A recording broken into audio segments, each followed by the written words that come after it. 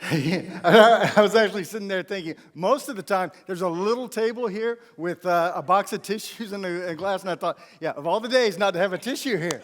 And that actually helped me just to, yeah, right. Yeah, it happens fast. Who knows kids grow up fast? Yeah. When you were a kid, you didn't think so, right? Hey, a few weeks ago, we were having dinner with my granddaughter. I think my son-in-law and daughter were there too, but who cares about that? But and Hattie has started eating real food. Anyway, yeah, you can take the boy out of the South, but anyway, she started eating real food a bit, and I thought it'd be fun to watch her eat a pea. All right, so I got the pea off my plate and I put it on her high chair, and she ignored it. That hurts. And I kept rolling it around and putting it closer to her and then taking her hand and drawing it towards the pea. And she just didn't want to have a bar of it. So I did that for about half an hour. All right. Now, the hygiene of the pea, let's don't talk about that right now. But after about half an hour, the high chair actually got moved and everything, and it was sitting by Deanna by that time. And Deanna decided, okay, we're not going to roll this thing around anymore. I'm going to pick it up and put it in her mouth. So she picked the pea up, and as soon as she touched it to Hattie's lips, she turned her head and made an awful face like we were trying to feed her poison or something. Being a kid is tough. We had a kid who didn't like peas, and we had made a decision that, okay, we are not going to force that kid to eat peas. We were young parents and didn't care if they ate vegetables or anything like that. As long as he got a good steak, that was great. Anyway, so we decided we're not going to make him eat the peas. Well, one day his auntie was looking after him, and she did not realize that we had made an executive parental decision about peas. So she decided he's going to eat peas.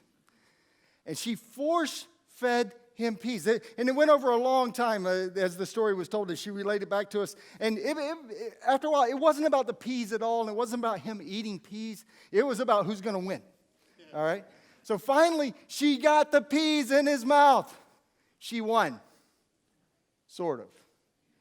But immediately, when the peas were in his mouth, he vomited up all the peas and the contents of the several hours before right there in her kitchen. And yeah, she won, right? Being a kid is tough. Do you remember when you were a kid? So some of us have to think back a long time, and I actually have repressed most of my childhood memories. But I think some of us can remember that life was complicated and it was unfair. You remember that? And do you remember when you couldn't wait to grow up so that you would not have to eat peas if you didn't want to? Remember that? I remember leaving home and thinking, well, I can have whatever in the refrigerator I want in the refrigerator.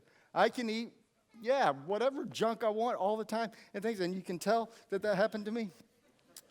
But do you remember maybe you were a teenager and you got to the point where you decided, I'm never going to treat my kids the way my parents treated me. Anybody ever say that? Yeah, you definitely thought it, right? And you decided your kids would not have to suffer the same horrors that your parents put you through. Well, you didn't realize it, but when you were growing up, your parents were putting some tools in your parenting toolbox. Okay, they didn't tell you this. And some of those tools, you swore you were never going to use them. Like when they would say phrases like, I'm going to kill you. You said, that's not helpful. I'm not going to say that to my kids. Or, hey, I brought you into this world and I can take you out, right? How many heard that growing up? Yeah, only one. Oh, come on. That must be an American thing. I don't know. They have guns, so anyway. Or how many of you, when you didn't close the door behind you because you were having to run because you needed to go to potty and you didn't want to potty in your pants because you get in trouble for that, and you didn't close the door, and they said, were you born in a barn? Yeah. A tent. Oh, another new thing after 20 years. So were you born in a tent? Wow. Okay, thanks for that. I'll make a note. And then, or the classic, as long as you live under my roof. And it goes on, right. And when all those things were being said, you thought, this is so unhelpful. I will never use these tools on my kid, right? Those of you that became parents, how many times have you used those same tools that you said you would never use? In case you are sitting there right now thinking today that this message isn't for you, and you don't have kids or you're well past that and your kids are all grown, let me encourage you, this message is for you. Several reasons. You were all kids, so you're going to enjoy some of the things that we bring out, even if you don't have kids now. Some of you have kids. Some of you have had kids and you're grandparents now, and you're wishing your kids were raising their kids, your grandkids right, and all of that. Some of you will have kids in the future. And I must say, there's some of you that won't. And I want to preface everything else I'm saying today by saying I understand that some of you will have great pain just talking about kids because you would love to have kids and maybe you can't for whatever reason. And I want to just encourage you today. I want to encourage everyone in the room that whether you have kids of your own biologically or not, there is a role that you play in helping to raise kids.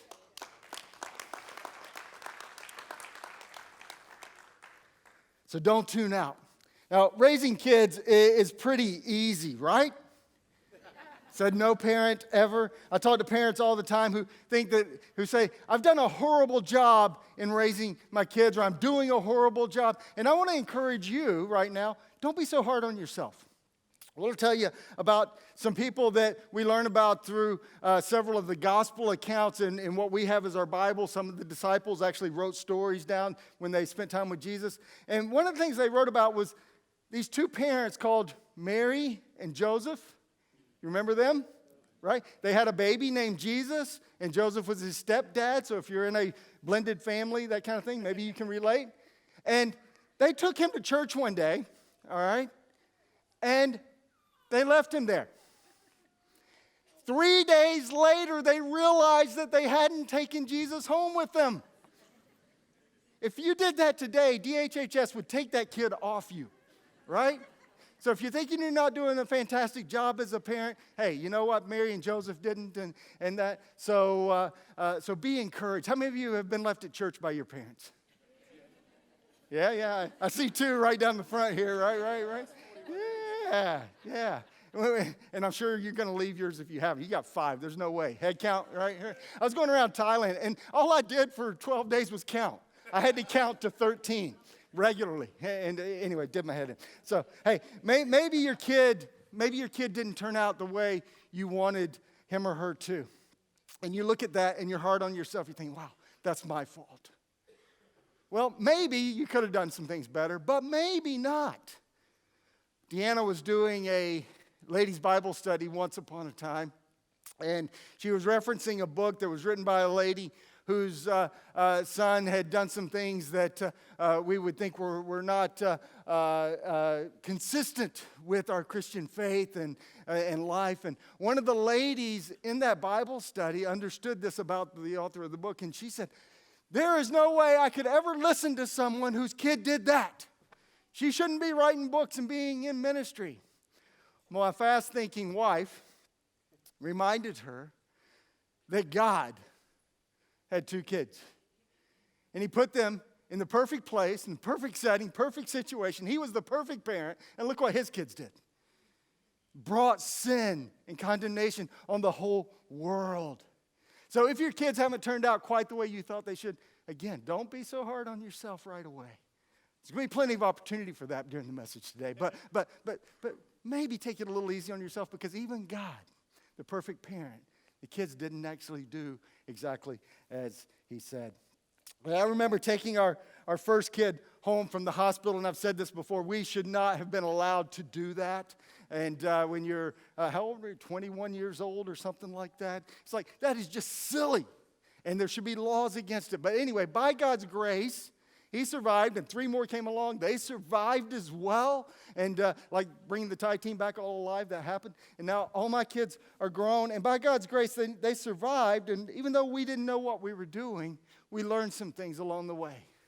Some of that through School of Hard Knocks, experience, wishing other people would have spoken into our lives so we didn't make all those same mistakes. And then some, after the kids are all grown and everything, there's people out there that are really smart about these things, and they actually do seminars and conferences and teach parents how to do a great job raising their kids. Guys like Reggie Joyner, who a lot of what I'll be sharing today comes from some of his thoughts, and I just am so appreciative for that. And I remember when we first came to Werribee Baptist, thinking, wow, I wish my kids would have had that kind of ministry. And as I look at where we're going with that, I think, wow, I'm so glad your kids get to have that in their lives. You know, I reckon when a baby is born and brought home from the hospital, first thing that they should be given is this: a suitcase. Why, you may ask? Well, eventually, they are going to grow up and they are going to leave you. Some of you are thinking, yeah, hallelujah, there we go. It will happen. And your hallelujahs probably won't be as strong in that moment. They'll be there later too. You'll enjoy having adult kids and all that. But we should give them a suitcase, because when they leave your house, they're going to take some things with them. They're going to take. Wow. We're not even to the hard part yet. They're going to take stuff with them. So you're packing their bag from the moment they are born. What do I mean by that? Proverbs chapter 22, the wisest man that ever lived, named Solomon, he was a king. He said this: direct your children onto the right path, and when they are older, they will not leave it. Solomon said, while you can, when they're born, start filling up their bags with stuff that's going to help them stay on the right path. Because if they take the right baggage with them when they leave, then they're not going to leave that path. See, from the moment they're born, you are equipping them for life. The goal is that you raise them. They grow up one day and they head out on their own. They become a contributing member of society. And if you are a Christian parent, then you hope that they come to follow Jesus somewhere along the line, and their life demonstrates the fact that they're following Jesus. It's very daunting that from the time they're born, the moment they are born, the clock starts ticking. And for those that are interested, from the time your kid is born, you have just over 566 million seconds before they turn 18. Why? Yeah, that sounds like a lot. But let's break that down a little bit more. A few years ago, I saw the time we have with our kids illustrated with a jar of marbles. You've got about 1,000 weeks from the time your child is born to figure out how you are going to direct their pathways. About 1,000 weeks. Now, we're using M&Ms today instead of marbles because they're much tastier. But for illustrative purposes, though, if you use M&Ms, it's not going to work out, because 18 years later, you're going to have an M&M down there, and it's probably not going to be too fresh. But anyway, it kind of works like this. If every week you take out one marble, I'm calling them marbles. Every week you take out one week's gone. 2, 3, and they start ticking away. They're an infant. All those dirty nappies. They're a little bit slow on the uptake. Yep. The goal at this point, while they're still a baby, is to keep them alive. Really. I look at young kids today that are having kids, and I think, wow, I hope that kid stays alive. And then they hit the terrible twos, and the goal is for you not to kill them, right? So, more weeks passing by. The terrible twos, they're 3 now. And then you've got the first day of preschool. Then the first day of kinder. Then the first day of first grade. By the time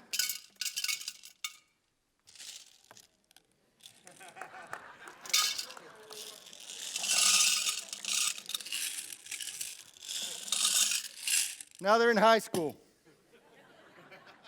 If they survived. You see the time ticking, ticking from the time they are born.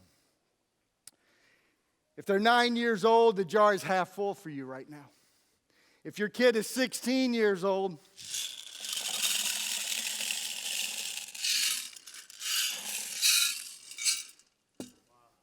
that's about what you've got left. You started with 1,000. That looked like a lot to start with, didn't it? If they're 16, that's where you're at. If your kid's in year 12 today, you know that's ticking fast. You didn't even need the jar of marbles to tell you that. I reckon this is a biblical thing to watch the marbles going down. Psalm chapter 90, verse 12 says this, teach us to number our days that we may gain a heart of wisdom. Teach us to number our days. We need to see our days visually. See, when you visualize for your children how much time you have left, it does a few things for you. First of all, you get serious about the time you have now. You get really serious about that because you see it going down.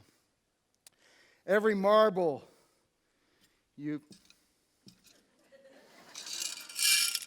Yeah, when you get old and fat, then your hands don't fit in anymore. Every marble you say, hey, did I waste that one? That season, did I blow that? Wish I could have gotten those weeks back. What could I have done different? Not only does it get you serious about the time you have now, it also lets you see that things happen over time. And that's a relief, actually, because you can see you don't have to get it all right the first day. When I first took Garrett home from the hospital, Deanna and I, we didn't have to get it all right the first day. Not sure we ever got it all right, but we didn't have to do it the first day because it builds over time. The things that you invest in and try to pour into your children, you do have time. And if you're consistent with that and you keep pouring the right things in, they will produce fruit. It's not just 1 week. It's not just one event in their life. It's not just one person in their life, as we'll unpack here in just a few minutes. You're building into their life over time. Also, seeing how much time you have left makes us intentional about what we are putting in to the kids' suitcase that they're going to take when they leave. What are we putting in that bag? I've got 6 words for you today that if you take these 6 words home and you start packing your kids' bags, or you start helping other people pack their kids' bags if you don't have kids, will make a difference. Will hopefully help you along that journey of the kids becoming what you want them to. Now, the first word, this is huge. This is huge. The first word, it's a 4-letter word that every kid needs. It's love. Love. Every kid needs love put into their bag before they leave home. Every kid. It's the foundation of everything else that's going to be there in their life. And as I processed this, I thought, okay, what does that look like? And my mind went straight to, okay, how does God love us? Because I reckon it's probably a pretty decent pattern to figure out how God loves us and then try to love our kids the same way. And I realized several things. I realized He loved us before we loved Him. Yeah? Isn't that great? He loved us when we wanted nothing to do with Him. He loved us when we were rejecting Him. And then He loves us when we mess up, when we make mistakes. Remember a guy called Peter that John wrote about and some of the other apostles wrote about, where Peter actually denied Jesus.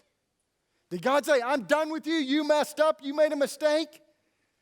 No. He said, Peter, do you love me? Feed my sheep. He restored him and gave him opportunities. When you mess up, He keeps loving you. When I mess up, He keeps loving me. So when our kids mess up, what should we do? Keep loving them. Not just when they're perfect. He loves us when we're trying to run away from Him. Remember a guy called Jonah. He was an Old Testament prophet. God said, go to Nineveh. He said no. And God said, oh. And the story gets really exciting. Jonah tried to run away from God. But God loved him back to himself. He had to teach him a few lessons in there. But even the lessons he taught, being swallowed by a fish was grace and mercy that God showed him when he was trying to run. You know, God loves us back to himself when we try to walk away. Have you experienced that in your life? I want you to think about your kids. There's going to be times, if it hasn't already happened to you, your kids are going to want to run away and reject you as parents. Maybe it's the eye roll you saw in the video. It said, don't roll your eyes or something like that. And they're rejecting you. You go to the plaza and they want to walk, 200 meters behind you or in front of you. Or, yeah. Love them back to yourself. Keep loving them. It's okay for them to walk by themselves, but keep loving them while they're doing that. You know, God keeps showing up and keeps loving. I can't tell you the number of times in my life where if I was God, I would have said, okay, I'm done with you. You're just a mess. You're too messed up to fix. But he keeps showing up, keeps loving. Your kids need you to keep showing up. Sometimes that's all they need is for you to show up in their life. Sometimes love includes correction. Hebrews 12:6 says, for the Lord disciplines those he loves and he punishes each one he accepts as a child. This is hard for parents sometimes. It's really hard for grandparents to discipline children. But Proverbs 23:13 says this in the Message. It says, don't be afraid to correct your young ones. A spanking won't kill him. Yes. Yeah. Wow. I need to meet with you Thursday at 2 o'clock. You're a little too excited about that one. And I don't know where you land on this, but you need to be disciplining your children. And I'm not telling you to go home and spank your kids or anything. If you want to do what the Bible says, anyway, I won't go there. You have to sort that out for yourself. But kids that are not disciplined, honestly, they're not loved. It says, who the Lord loves, he disciplines. If the Lord disciplines us because he loves us, we need to discipline our kids because we love them. On the other side of that, Colossians chapter 3, verse 21 says, parents, don't come down too hard on your children or you'll crush their spirits. Have you ever seen a kid with a crushed spirit? It breaks your heart, doesn't it? Parents, discipline your kids. But be gentle, love them, even when they're messing up, making mistakes. Keep showing up, keep showing them love. Even when they don't want it, love them over time, the whole time. Sadly, some kids never experience love. For whatever reason, some parents are so broken themselves that they can't find the capacity to love another human being that they created who is actually more selfish than them. But they can't do it. And that's where you and I come in. There's kids that aren't experiencing this kind of love that I'm talking about. You and I need to be demonstrating that love to them. Even if you don't have kids of your own, you can do that. Next thing that we need to put into the suitcase for our kids to take with them is words. Words are powerful. Dozens of times God teaches us about the power of our tongue, about how impactful and how strong our speech is and how it can mold people. We know the power of our words experientially. People have spoken words into your life, both positive and negative. And you know what that did to you. You know that right now as I'm talking about that, you're remembering some words that may have not been so pleasant, that may have formed you into a person that you otherwise might not have been. But there's also the positive words. But did you know that our words have a significant impact on each other, but they also have a significant impact on our children? But did you know a child receives one word of affirmation, this is on average, for every 7 words of criticism? Does that shock you? Now think about the conversations you have with your children. Does it still shock you? We need to be careful. Because once those words are out of our mouth, you can't take them back. You can say sorry. You can say, I was an idiot. I'm sorry and please forgive me. Pretend I didn't say it. Turn the clock back. But guess what? Words are out there. And hopefully by God's grace, your kids will be able to heal through some of the words that we've spoken into them. But remember how powerful our words are. Kids, also remember how they felt about the words, and they also remember the words that weren't said. I remember one young man when I was a youth pastor that told me one time and through tears, I just want my dad to say I'm proud of me. He was a teenager and he'd never heard that. You know, there are kids whose parents have never said the words, I love you, to their kids. Words are powerful. It's a challenge for all of us to speak affirmation into the kids who we have an opportunity to influence, to let them know how valuable they are. We also need to pack into the suitcase. I hope kids, man, they're going to have more than 80 minutes today, by the way, overtime. Yay, right? Oh, well. We need to put stories in there for our kids. You know, we are wired to learn from stories, not just information. Facts and statistics may intrigue us, get our attention, but they don't inspire. Theological debates may make us feel good about our knowledge and that kind of thing, but they don't inspire. Stories inspire. When we hear about people's journey, how they've journeyed with God, and if God can do that with them, then maybe there's hope for me. That's what kids hear when they hear stories. There's Israelites shared some stories with their kids. Psalm 78 says this, we will tell the next generation about the glorious deeds of the Lord and his power and his mighty wonders. For he issued his laws to Jacob and he gave his instructions to Israel. He commanded our ancestors to teach them to their own children so the next generation might know them, even the children not yet born, and they in turn will teach their own children. In the verses that follow, he talks about how God protected them. And the conversation parents to children would have been something like this. Remember, hey, there was a time we were in Egypt, and God let us out of Egypt, and then there was this Red Sea, and the Egyptians were behind us, and we couldn't go anywhere, and God made the sea part, and we walked through there on dry ground. You imagine telling your kid that story? Wow, God protected us. Or direction. They say, hey, and then we were walking through the desert, and every day there was a cloud. And as long as we followed that cloud, we didn't get lost. We knew where we were going. It took us 40 years, but he led us by the cloud. And then at night, sometimes we had to keep walking, and he made that cloud fire so we could see it at night. He gave us direction. And then provision. Oh, wow. We were hungry, and we were a bit grumbly about it. And then God started sending this stuff every night called manna. And in the mornings, we'd pick it up and eat it. It was so good. And then we got tired of that, and he gave us quail. But that's a whole other story. We'll tell you about that one later. And kids, hey, there's this one time we were really thirsty, and God made water come out of a rock. It wasn't a waterfall even. It just happened. God gave us water there. They're telling their kids about God's provision, about his direction, about his protection. And then they would say, and kids, and then we'd be happy for a while, then we'd mess up, and then God would do all that stuff over again to get us going the right direction.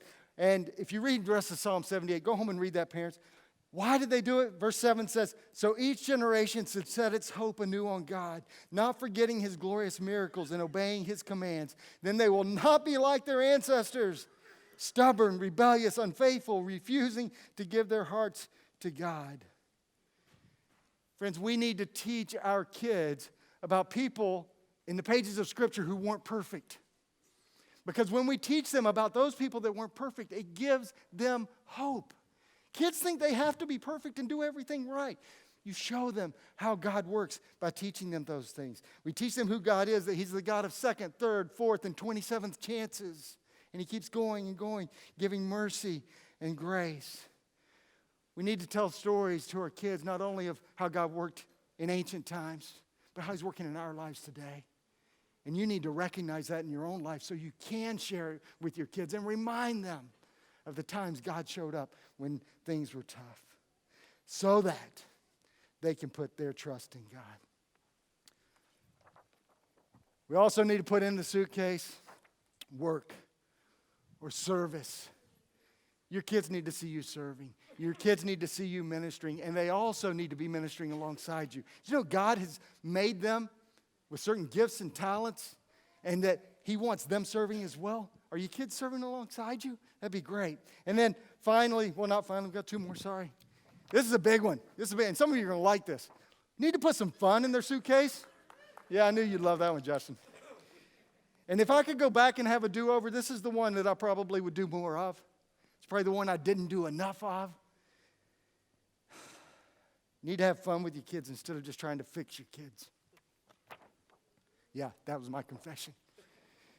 And then finally, our kids need in their bag community.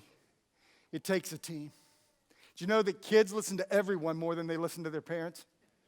Yep. Do you ever have your kid come home and tell you some remarkable truth that just reshaped their whole life that you've been telling them for the last 3 years? Right? And they didn't hear you, but they heard somebody else say it? Yeah. I used to be that somebody else that was telling teenagers stuff, and I loved it. Anyway, that was great. But did you know, while kids listen to everyone else more than parents, no one has the potential to influence a child like the parent. Well, I'm encouraging everyone to get involved. Parents, you have to be the primary influencer. A parent's not the only influence a child needs. Lots of other people are going to be speaking into the lives of your kids. The African proverb, it takes a village to raise a child, is certainly true. What village, what influences do you want in that bag? What influences do you want molding and influencing your kids? Their peers? Maybe. Their teachers? Probably not. Maybe. Love you, teachers. Media, musicians of the day, artists, sports stars, film stars, society, politicians even. You're not going to be able to control all the potential influences because some of those are going to get in, whether you want them to or not. Because for you to control that, you'd have to isolate your children. You can't isolate them from all of those things, but you can insulate them by intentionally putting other adults in the life of your kids, by putting other people that are going to speak the values you hold to into the lives of your kids. Friends that you allow your kids to be around, your friends, and they see your friends and how they're doing things. Your friends can even influence you when you're being too hard on your kids, or maybe not hard enough. Aunties, uncles, sinkles, grandparents, all these people can influence your kids if you put your kids around them. Youth and kidmen's leaders. We invest in this a lot here so that your kids will have influence in their lives that can help you. Lots of people are going to spend heaps of money and time to influence your kids. You can't leave that to chance. You need to create a community around them. Your time is short, even if it's still 1,000 weeks. I remember when Garrett left home. Hey, Garrett. Never imagined he would be here today, or I would be here today. We went out for a dinner with some friends because Garrett was leaving the country. And in the middle of that dinner, I had an overwhelming sense of my opportunity's gone. It's over. That's it.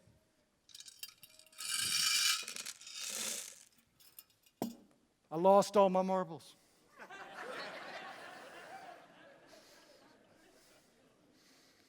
But friends, at that moment, when all your marbles are gone, you're going to start asking yourself, what have I put in their suitcase? What do I wish I'd put in there? What kind of baggage are they going to carry on into life when all of my marbles are gone? Along with some practical life skills, like teaching them to cook and maybe balance a checkbook. Oh, wait a minute, they don't have those anymore. But to manage finances well, stuff like that. You need to be putting some things in your suitcase.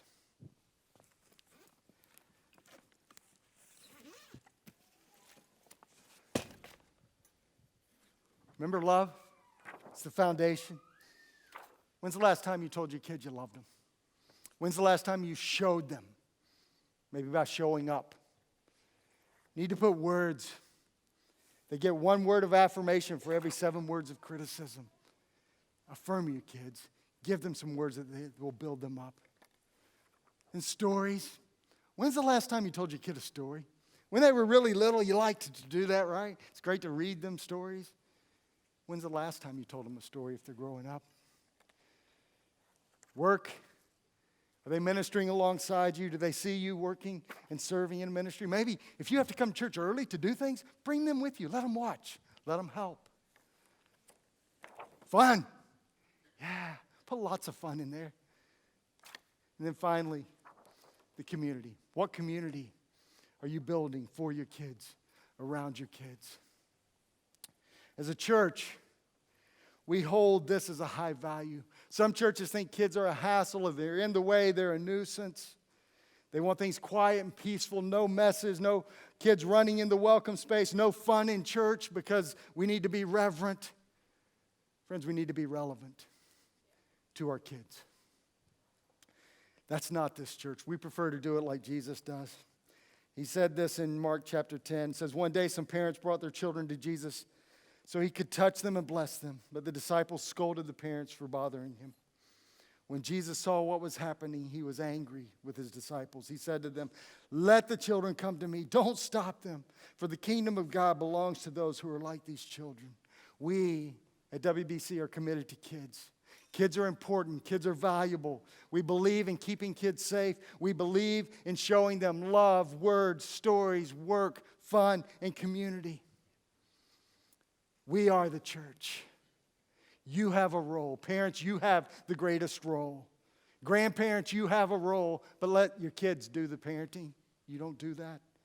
Aunties, uncles, adopted aunties and uncles, singles running around here wishing you could help with kids. Help with kids. Go tell a parent, hey, can I watch your kids for a couple hours? I bet they'll say yes.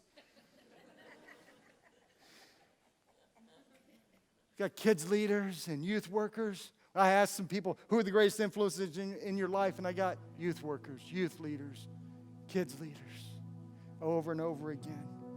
What are you doing with the time you have? Even if you're just starting out and you still got 1,000 weeks, what are you going to put over there in the suitcase? What baggage will your kids carry out of your home before they start packing their own kids' suitcase?